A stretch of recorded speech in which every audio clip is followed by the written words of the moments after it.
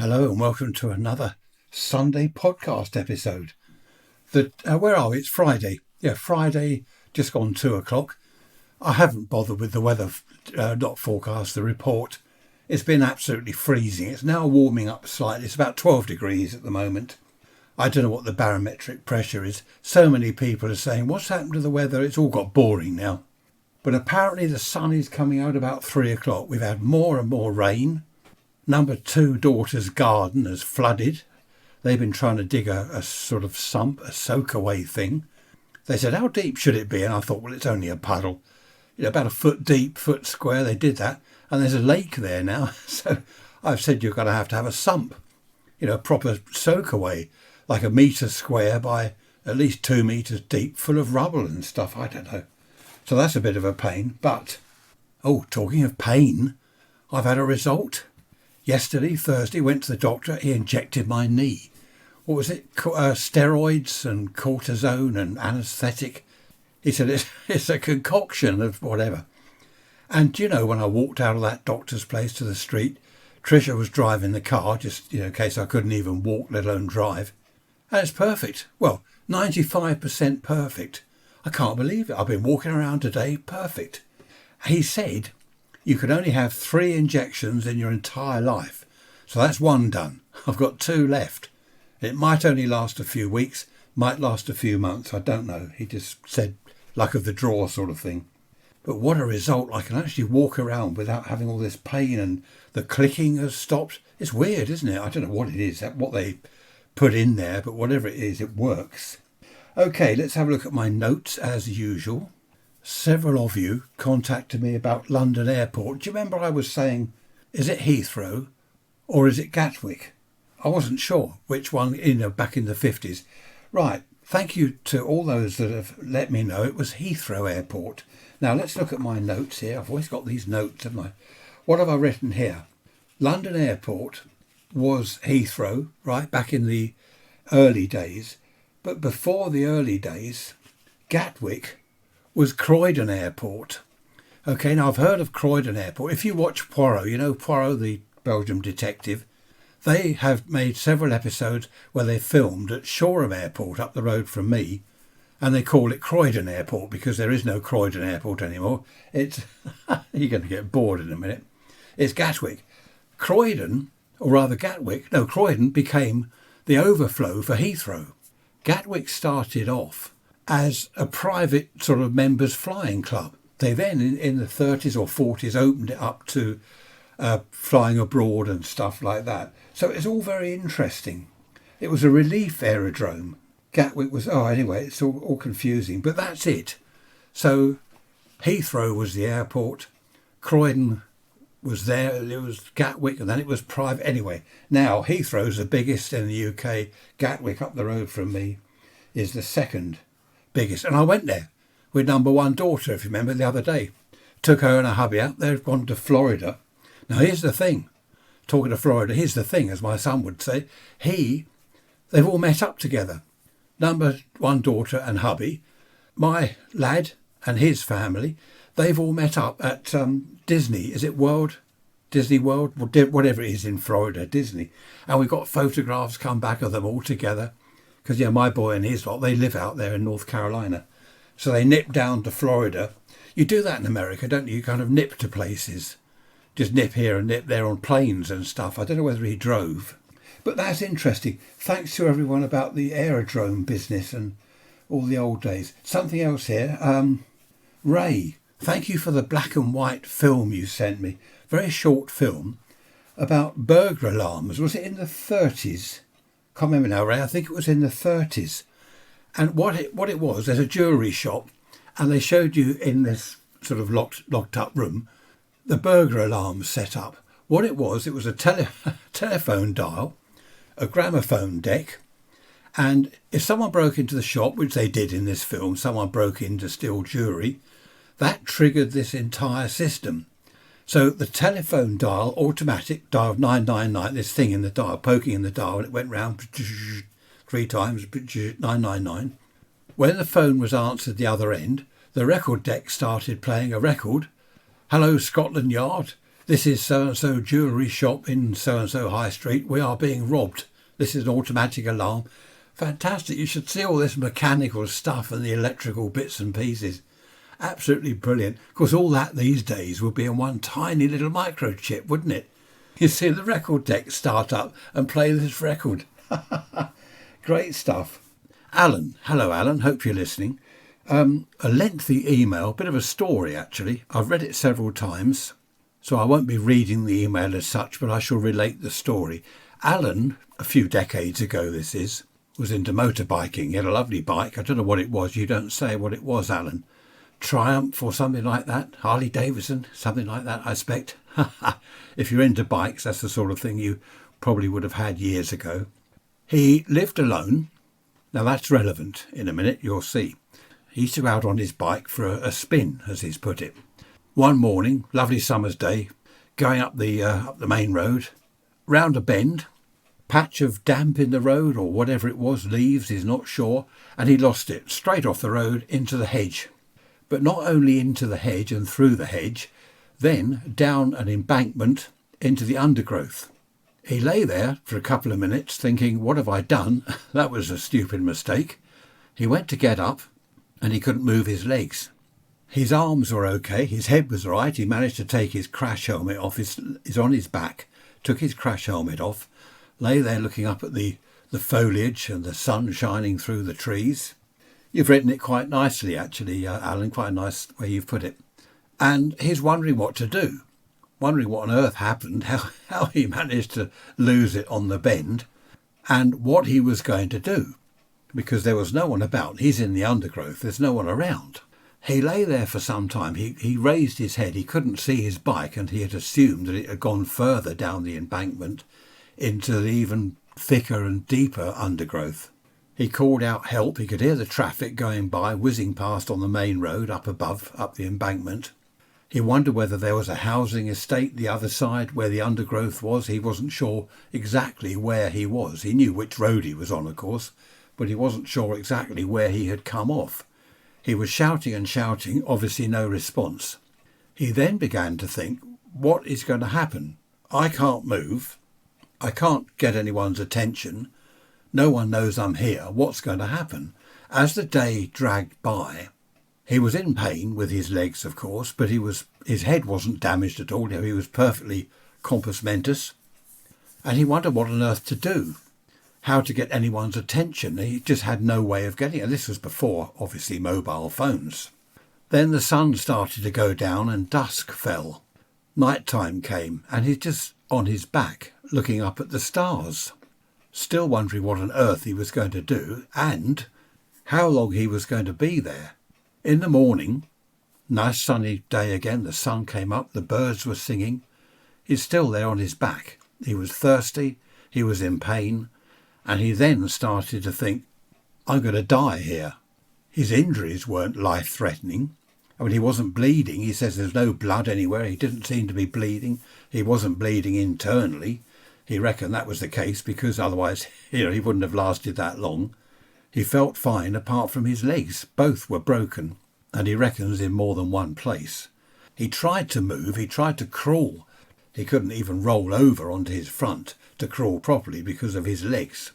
As the day wore on, he really did think that he was going to die there. Luckily it was summer and not winter, because hypothermia would have had him. That evening, before it was dark, he saw a woman walking towards him, and he thought, thank goodness for that at last. There must be a footpath somewhere, perhaps she's walking a dog. She walked up to him. She was a strange woman, dressed in a white dress. She was very pale, and her hair was white. He said at first he thought it was a very light, pale blonde, but her hair was white, and she was deathly white herself. He wondered whether she was ill. She leaned over, stooped over him, and held her hand out, beckoning for him to take her hand. And he said, I can't, don't try and pull me up, I can't, my legs are broken. Can you get help? She stood upright, still looking down at him, withdrew her hand, and she looked down at him and frowned, as if she was confused or perplexed. And then she wandered off. And he's saying, can you get help? Help, can you get help? I need an ambulance. She disappeared. An hour later, He reckons about an hour later. A couple of policemen came almost falling down the embankment, shouting out, "You all right? You okay?" "Thank goodness," he said, "I've never been so pleased to see a copper in all my life." And he said, "I've come off my bike's somewhere down there, and how did you know I was here?" And one of the coppers said, "We've had reports of some woman standing by the road waving at the cars, and a couple of people have phoned it in, so we've come to have a look. We saw the woman. As we got out of the car, went over to her, she wandered off into the bushes, pointing, and now where is she?" And he said, "Well, I haven't seen her." And they said, "Well, we followed her here, now she's disappeared." Anyway, they got an ambulance and he went to hospital and he made a full recovery.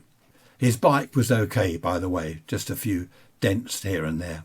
As Alan says, that woman, he reckons, now you might laugh at this, I don't know what, you make up your own mind, he reckons that she had come along to lead him to wherever, the pearly gates, heaven, or the other place, I don't know. He says, "I don't know," and I don't know, Alan. I don't know. Was she some kind of angel you thought you died, and she come to lead you off to some pearly gate place? I have no idea. Alan says, "I will never know." Isn't that interesting? Now, what are your thoughts on that, I wonder? What are your thoughts on that? Or was it just some strange woman that thought, "Oh, well, I'll go and get help. I'll wave down the cars as they go by"? No one stopped, but at least, as the copper said, a couple of people had phoned it in and said, "There's some woman waving at the cars. Can you go and check her out?" Interesting, Alan. Thanks very much for relating that. Very interesting. It reminded me a story of a ghost story in a book I read years ago, decades ago. What was it called? On the Brighton Road. I think this chap's car had broken down and he was walking along the Brighton Road when it was a lane, like the A24 or whatever, from London to Brighton. And this old tramp started walking with him and they were chatting as they went along. The tramp said, "You come into whatever town in a few miles, I'll walk with you." I forget the story exactly. It's supposed to be a true story. The tramp said, "I often walk this route," and they were talking about it. And in the end, the chap said, "Oh, will I see you again?" To the tramp, "Will I see you again? You've been great company. Is there anything I can do to help you?" He said, "Yeah, you'll see me again. I always walk this road. This is where I killed myself in my car." And it ended there. How about that? He must have crashed his car at some stage and forever walked the Brighton Road. Ray, thank you for the celery soup email. Now, hang on, what's this? We've got beeping going on. Newsflash. Oh, it's about my surgery. Thinking about your recent appointment at the surgery. Take a moment to answer questions. Yeah, I always get this after I've been round the doctors. They say, "How was it? Excellent, good, rubbish, dreadful?" And I always put excellent because it is. So, the service round there is brilliant. Now, celery soup. Ray, you remember I said no one does celery soup anymore? Heinz don't. Cross and Blackwell are out of business or whatever they've done. They've disappeared. Ray said Campbell's. Campbell's, the condensed stuff. I have tried that. Someone got me a tin from somewhere. It's not quite the same. You've got a small tin and you mix it with the same amount as water or something. And that's... But anyway, Ray says they sell Campbell's celery soup all over the place. Thank you for that, Ray. Oh, the reason... Alan, on the motorbike, the reason living alone was relevant, just in case I didn't mention that, no one would have gone looking for him. He lived alone. No one's at home waiting and thinking, "Oh, where's Alan got to?" So that's that. Right, what else have I got on my notes here? Celery soup. Oh, Lee. Do you remember I mentioned last Wednesday, Lee, saying they had snowy footprints leading from the back door into the kitchen? They were all locked up in the house. It was a cold evening. Always reminds me of that song, "The weather outside was frightful, but the fire was so delightful." Something like that. And there's snowy footprints and everywhere was locked up. Now, I mentioned that last Wednesday and I've had another email. Just let me find it. Actually, it's not past tense, it's present. The weather outside is frightful. The fire in here or whatever inside is delightful. Right, I found the email. It's from Poppy. That's a good name. Poppy and her husband bought a house. They were doing it up slowly over a couple of years. They'd only been there a couple of years. And they came to the last room and they pulled up the old carpet. It was the spare bedroom. They pulled up the carpet, got rid of that. One of the floorboards was loose. So they lifted this board and they found under there a jewellery box full of, as Poppy describes, fairly expensive looking jewellery. It wasn't fake, it was decent stuff, she reckoned. Her husband was saying, oh, this is great, we'll take it to the jeweller and sell it. We'll get it valued, we'll make some money. And she said, no, hang on. We've got to find out who owns it. And of course he was saying, well, how do we do that? She said, right, what we'll do is try and contact the people we bought the house from. Now the story was, the house was sold by this woman to Poppy and her husband. It was her mother's house, this woman's house. It was her mum's house who passed away. This daughter didn't move into it. She just sold it straight away. Her and her husband, they just sold it. They emptied the furniture out, left some of the carpets down and sold it. Poppy and her husband managed to trace this woman. It had only been 2 years since they bought it from her. And they went round to see her. And they said, have you lost anything? Was anything missing? And the woman said, I don't know what you mean. She said, well, look, we've found something in the house. She didn't want to say what it was. If she said, oh, expensive jewellery, the woman might have said, oh, yeah, that's mine, and grab it. So the woman said, well, my mum did have a box of expensive jewellery, and we never found it. After she passed away, we cleared out all the old furniture and then sold the house to you. We never found the box of jewellery, and we assumed that she must have sold it or whatever, done something with it. But she said, we thought that odd because she never mentioned it. She'd always said, the jewellery will be yours one day when I go. And she never mentioned it. Surely if she'd sold it, she would have said, look, sorry, I needed the money, I've sold it. Anyway, she described a couple of the items to Poppy. And Poppy said, well, that's it. I've got it in the car. She went and got the box. And the woman was delighted. Oh, my mother's jewellery, that's fantastic. Thank you so much. And she said, how did you find it? Where did you find it? So now Poppy explained, now this is the interesting bit. They'd been in the house for 2 years and they heard this banging, like thumping. Someone's thumping on the floor in the spare room. They put it down to the old water pipes. Poppy said that the place needed re-plumbing, rewiring, re-everything. It was a right old mess. And that's what they put it down to. Thump, thump, thump up in the spare bedroom on the floor. They reckoned that that's possibly the mother, the old lady that had passed away, banging there to say, look, my jewellery's here under the floor. How about that? What do you think about that one? I'd love to hear your thoughts on that. All coincidental, possibly, yes, it may be old water pipes. Oh, mind you, Poppy has said that there weren't any water pipes there. They were in the bathroom. They didn't run under the floor, but coincidental, something's banging away, I don't know. Or was it the old lady? My jewellery's under the floorboard. Come and find it and give it to my daughter. Interesting. Raise rants at protonmail.com. Raise rants at protonmail.com. Do you have any stories? Also, do you have any MP3s? I'm always on about this, aren't I? Banging on about MP3s. Send me a recording. Even if you just say, hello, it's Fred here from Nova Scotia. I can say, hello, Fred, how you doing? Right, let's move on. Oh, by the way, it's now 3:20 and the sun has come out. So the weather forecast wasn't too bad. In fact, it was pretty accurate. So that's pleasing, and it's warming up out there at last. I just dropped something on the floor, knelt down to get it, and my knee is fine. A little bit of a twinge. They did say it could take some time, a few days to work properly, but it's miraculous. That, what is it? Steroids, whatever they put in there, miraculous. It's Friday. We're off to the club, not late afternoon, not between sort of 4 and 5 like we normally do. We're going this evening with Trisha's sister, her husband, and this other friend of ours, this chap, Dave. There's a music quiz on, which I hate. I mean, I love it, in case Trisha's listening. Brilliant. I'm really looking forward to this evening. The music quiz, it's all right. I don't know the answers. When they say, what was this record called back in the 60s? I think, oh, I know that. I know it well. I was there in the 60s. I can't remember the title. Which group did it? What was the lead singer's name? Oh, I know. I can see his face. I don't know. Because Trish knows everything music-wise. She answers virtually every question correctly. Anyway, we're off there tonight. So I might sit there with my new... No, it's not a new knee, is it? It's an injected knee. I think they put Gorilla Glue in it. You know, Gorilla Glue? I think they pump that in it to hold it all together. Anyway, it doesn't hurt, and I can walk. and I can use it again. My sister-in-law, who we're seeing tonight, she said, "Eat your heart out, Usain Bolt, here comes Ray." I'm not too sure that mine is that good. I'm not the bionic man. Well, it's now Saturday and we did very well in the quiz. We came second. That was all Trisha's doing, not mine. I answered one. It was Deep Purple. They played a little bit of a track. What was this called? And it was Black Knight. And our table, I was the only one that knew that, so I did contribute a little bit. But the rest of it, I just can't remember. I can't remember anything. OK, what else was I going to say? I've just managed to mow the lawn. The temperature now is rising, which is good. Showers forecast for next week.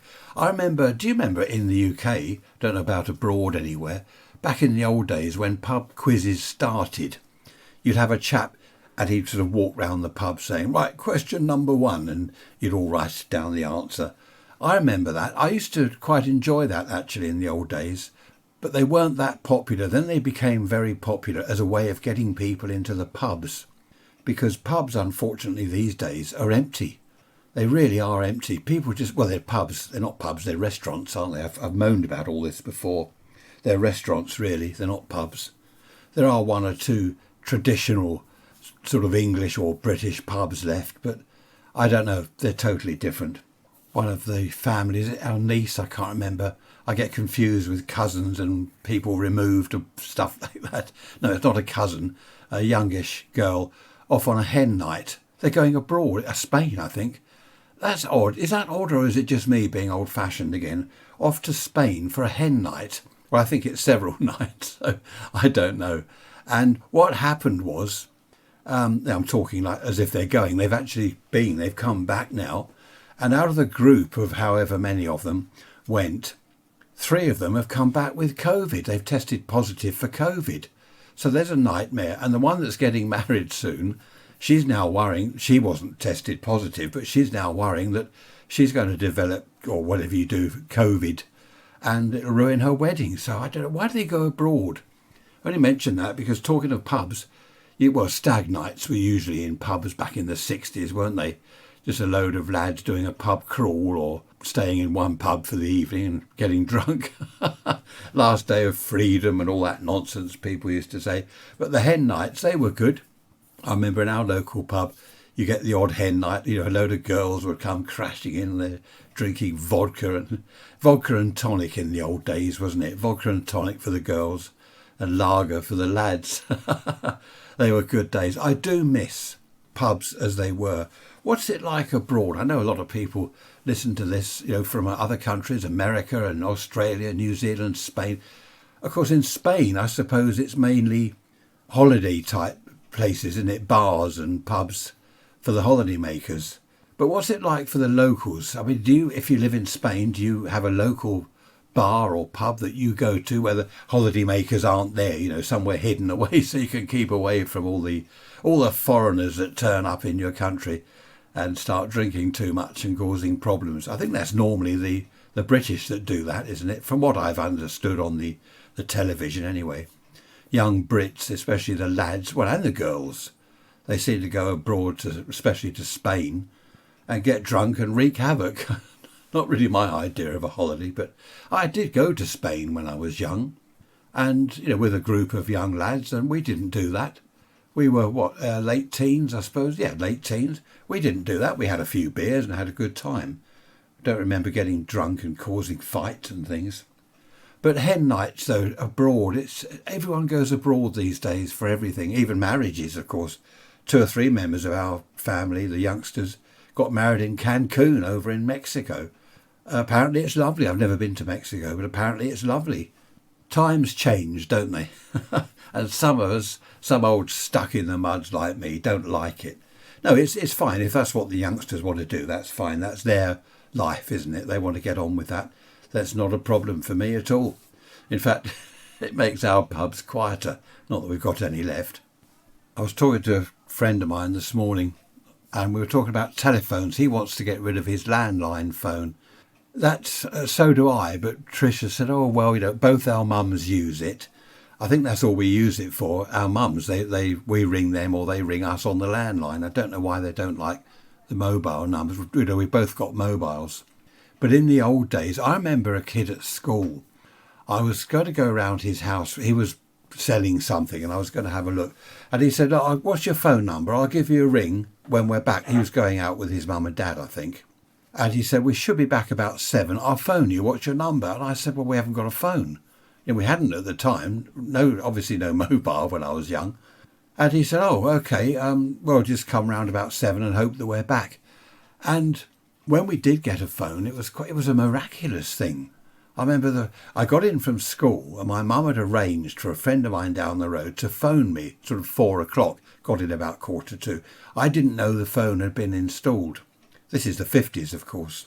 I was, I don't know, in the lounge, the kitchen, wherever I was, and I heard a phone ringing. And I said to my mum, "What's that?" She said, "Oh, it's our phone. Why didn't you answer it?" And I said, "Hello." And it was this friend of mine. "Hello, Ray, how you doing?" That was a memorable day. But now so many people don't have a landline phone. I don't think any of our kids or our grandchildren that have left home and got their own places to live, none of them. I'm trying to think. I don't think anyone's got a landline. Only our mums. Both mums have landlines. I can't think of any other members of the family that have got them. They're all on mobiles, of course. I don't know why our mums don't want to phone our mobile numbers. That's a bit odd, but they don't like it. It's probably just, well, a bit like me, stuck in the mud. But I'm not stuck in the mud with phones. I would like to get rid of the landline. There's no point in having the thing. Well, our mums would disagree with that, of course. But how are you doing? Do you have a landline? Let me know, raisrants@protonmail.com. Of course, these days, apart from the mobile phone, you can do all the video stuff, can't you? There's what's it called? FaceTime, and is Skype still going? Yes, I've been trying to use that, wasn't I? With a friend of mine over in Ireland, but I had trouble with Skype, and I wonder whether it's still running. There were Skype telephones for sale. I remember in our supermarket, this is years ago, you could buy a Skype telephone, which was, what is it, VoIP, voice over internet protocol or whatever it is. And I don't think that caught on. No one wanted a Skype telephone. So that didn't catch on at all. But of course, why have a landline? You've got all these different things, even on your laptop, your PC, your iPad. You can make calls. I mean, my son and he lives in North Carolina. We chat regularly on FaceTime. We certainly wouldn't use a phone. There's no need. Of course, we've got video as well. So he can show me the kids, the grandchildren, how they're doing and what he's been doing in the garden. It's all quite interesting. How did we survive without mobiles and the internet in the old days? I'll tell you how.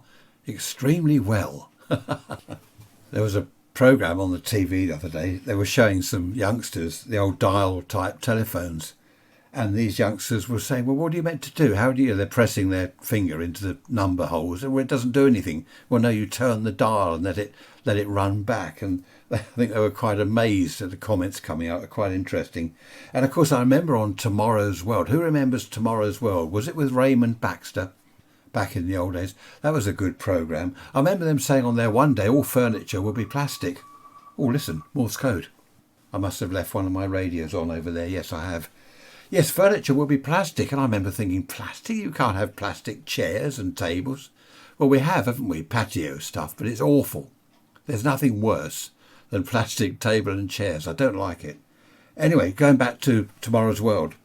I remember when they were saying one day the phone will be video as well as just audio. You'll be able to see each other. And people were thinking, I don't want that. I remember people saying to me, "I don't want a video of people seeing me. What if I've just come out of the bathroom? I don't want people looking at me." And I said, "Well, no, you can turn the video off. You don't have to be on video."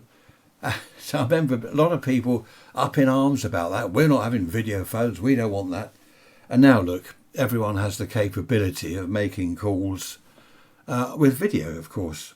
Where would we be without video? I don't know. Was it? I know I'm not going to harp on about happier times. Times were easier.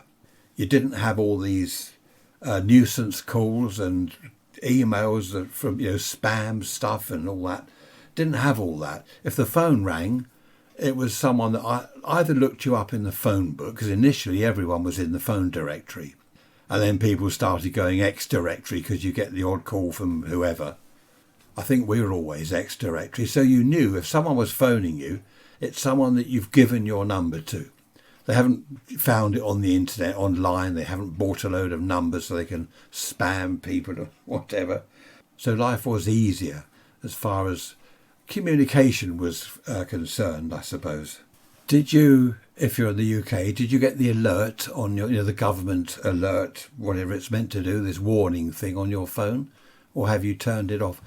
A lot of differing opinions about that. Some people are saying, I don't want them looking at my phone and installing things on my phone. They'll know where I am. Well, they know where you are anyway. I think without the alert system, they can track phones, don't they? If there's been a robbery, they'll get the chap's phone number and they can work out where he was, work out the coordinates of where the phone was at the time. They can say, well, look, you were there outside that jewellery shop at the time it was robbed. I don't know whether that would stand up in court, because he could say, well, I was just walking home. I was passing the jewellery shop. This alert thing, I don't know. In a way, if we had, they used to be called not earthquakes, they used to be called tidal waves. They're now tsunamis, aren't they? Tsunamis? Why aren't they called tidal waves anymore? I don't know. That's another thing that's changed. Or what did I read this morning? They're trying to change something. Oh, yeah, that's right. I'll tell you that in a minute, if I remember. So these alerts, I mean, if we had, say, something serious going on close by, there's been a huge fire or something, would it be good to get an alert to be told? I mean, we get alerts. I get alerts, news things and that on my watch, my whatever it is watch, Fitbit. And I was saying to my son the other day, Google have taken over Fitbit. And I said, oh, now they'll be able to track my every heartbeat. And he said, well, Fitbit can do that anyway. You don't need Google to take them over to do that. So I think we're tracked and everything anyway. So I don't know. Does the Prime Minister really want to look up to see where I am? Look, there's Ray in the pub. Is he interested? Talking of the Prime Minister, he is going to continue calling the place Brecon Beacons. He's going to call it Brecon Beacons because that's the English name for it. Apparently, the Welsh name now applies, which I can't pronounce. No doubt Welsh people can. Do you live in Wales? What do you think if you're in Wales? Brecon Beacons. I mean, that's known probably the world over. Well, maybe not the world over. So what do you think about that? Changing the names of places. I mean, in London, they've changed a load of street names and people aren't doing it. They're not, conforming. I'm not doing that. I'm not living in whatever street. I'm going to keep my old one. And people have been spraying over the new street names, haven't they? And putting up signs with the old names on. And they've been destroying these ULEZ cameras, ultra low emission zone, ULEZ, which the Mayor of London has been putting up. I've seen all these pictures and videos of people spraying paint over the cameras and foam and cutting the wires and actually destroying the cameras, knocking them off their poles because they don't want the ULEZ things. Is it £12.50 a day now? They have to pay extra. I mean, you can't imagine all this back in the 50s and 60s. You can't. If you said to people, it's going to cost you a lot of money just to drive your car into London, they'd be saying, what? Well, who's going to go to London then? I don't know. So much has changed in just my lifetime. So much has changed. And I know youngsters say, oh, you're always on about the past. They do. Youngsters say to me, what are you always banging on about the old days for? Get up to date. It's changed. Why don't you live for today and accept all the new stuff? I do. I've got all sorts of new technology. I've got my Fitbit watch. We've got wireless security alarm, outside lights, mobile phones, PC, all the up-to-date stuff. So I'm not living in the dark ages. It's just that there's a lot from the old days that I prefer. Something else that people are destroying. Have you heard of these 15-minute cities or towns or whatever they're? I'm not quite sure. That was me going through my notes, sorry. Flicking bits of paper everywhere. Yeah, 15-minute places where everything you want is within 15 minutes of where you live. I think that's the idea. So whether it's a sweet shop or whatever, a garage, a charging place for your car, it's all within 15 minutes. And they're blocking roads, aren't they? If you're abroad, have you seen this on the telly? Huge boxes, big wooden boxes, what they fill with earth and concrete and put flowers in it and posts in the middle of roads. So you can't drive down them. Well, people have been smashing the post down and setting fire to the wooden boxes. And I mean, I shouldn't laugh, it's criminal.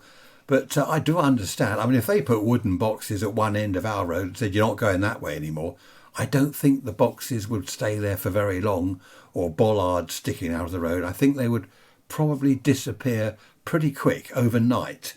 So I don't know what that's all about. And changing the name of Brecon Beacons. I mean, everyone knows the Lake District up north there. Lovely area. I've never been there, but lovely area. The Lake District. Well, imagine changing that to something else. People would be saying, what? Where? Who? Wait, what are you talking about? Oh, the Lake District. So there we are. And also, in the 60s, we did have alerts. The Cold War in the 60s here, we had sirens that would go off, 4-minute warning. And I remember TV announcements saying, if you hear this 4-minute warning, whatever it was, then hide under the kitchen table, which wouldn't really help you if there was a nuclear attack. But yeah, we had the alert back then. Not on the phone, admittedly, but towns had sirens that would go off. And you've got 4 minutes before the bomb hit. So, I don't know, what would you do in 4 minutes? Have a cup of tea, I suppose. I do think it's a shame to change the names of places. Imagine someone saying, oh, I'm going down to Hampshire to visit the Old Forest. Old Forest? Or you mean the New Forest? Oh, well, it was new once. It's old now. I'm not. Another one, yes. I'm going down to the left country. Where's the left country? Well, west. It's left, isn't it? I don't know. I hate it when they change the name of pubs. I've moaned about this before, haven't I? What is it? It was the Royal Coach in Shoreham, the Royal Coach. Everyone knew the coach. A landmark. Now it's the Longshore. I moaned about this a few weeks back. The Longshore. You say to people, I tell you what, if you go just past the Longshore, then the garage you want is on the right. Longshore? What's that? Oh, you mean the coach, the Royal Coach. Why do they change names? I think people sit behind desks. What are they? Officious little... No, I better not say that. They haven't got a clue what they're doing. They just think, oh, I tell you, what should I do today? I know, I'm going to change the name of a few streets. Yeah, I don't like that name. We'll change the names of a few streets. And, of course, people won't comply. They won't conform. If they tried to change the name of our street, I don't think any of us lot here would agree. We'd all be on our WhatsApp group. We've got a whole WhatsApp group. Most of the street are on it. And I think we'd all be saying, right, well, we're not changing. End of. And rip out the signs and put the old sign back. Make our own signs to what the street was called. There we are. Progress. People always say, oh, well, yeah, these names, they're offensive to someone. No, they're not. They're not offensive to people. Won't go into that, though, in case some of you... what is it? Oh, you might get triggered. Oh, what was that other... There's a book. They keep worrying about books now. Some of the old books from the hundreds of years old, they're having to change things. What are they on about the other day? Changing some Shakespeare text or something because someone was triggered. Don't make me laugh. I don't know. I was watching... No, I better not say that. I was watching on YouTube the other day a little bit of Alf Garnett. Enough said. I'm going to end this in a minute. I know it's not an hour. I never quite get to the hour, do I? Sometimes I think, oh, it's going to be over the hour today, and it's not. We've got quite a lot going on. As I said, it's Saturday. The sun's out. I've mowed the lawn already. Got a lot of other jobs to do. And we have quite a few people round this afternoon. We have a bit of a celebration. Went to the club last night for the music quiz. And later this afternoon and evening, we're having a birthday sort of celebration for me. Because my birthday isn't far off now. So it's best to have a little drink or two at the weekend. So I've got to go and help Trish. Mother-in-law's already here. We picked her up this morning. Done my mum's housework. Well, Trish did that. I fixed her, what was it, her table lamp or something. I fixed that. No, a sort of standard lamp. That was falling off. So I've tightened everything up on that and redone the connections on the switch. So we've done all our bits and pieces. Now we've got to get things ready for the birthday bash later this afternoon. There we are. Look at that. I'm 58 again. Yeah, 58 plus a few years. Dear happy days. Trish said a couple of weeks ago, because she likes organising surprises, she said, now, your birthday, what do you want to do? And I said, nothing. She said, well, we can't do nothing on your birthday. And I said, no, I don't want to do anything. I want to stay here. So It's not a surprise as such. I have had surprises from her in the past. We go to so-and-so pub just for a couple of drinks as it's your birthday, because you get there and all the family are there and some friends and, oh, hey, hello, happy birthday. I don't like all that. I'd just rather sit here in the garden, perhaps with Trish, and have a beer, and she can have a glass of wine. So we've only got a few people round. It's not, well, most of the family are away. Number one daughter is in Florida with her family. Number two daughter, she's gone, is it Spain, Portugal? So yeah, most of them are away somewhere, which is a bit of luck, because it'll be quiet here. No, we'll have a bit of music. My brother-in-law said last night, have you got any reggae? I have. So I'm going to play some reggae music, which reminds me I must sort that out. I think I've got a whole on the computer which all plays through the amp and the speakers. See, all the modern stuff. I've got a folder which is all reggae. So I might blast some of that out and annoy the neighbours. No, they're fine. The neighbours love me. I haven't got much choice, have they? Right, there goes the doorbell. People are arriving already. It's a bit early. Take care. I shall see you on Wednesday with the midweek message. And if you want to email me, raiserants@protonmail.com. Thanks for listening. Sorry it's a little bit shorter this week. Bye-bye for now.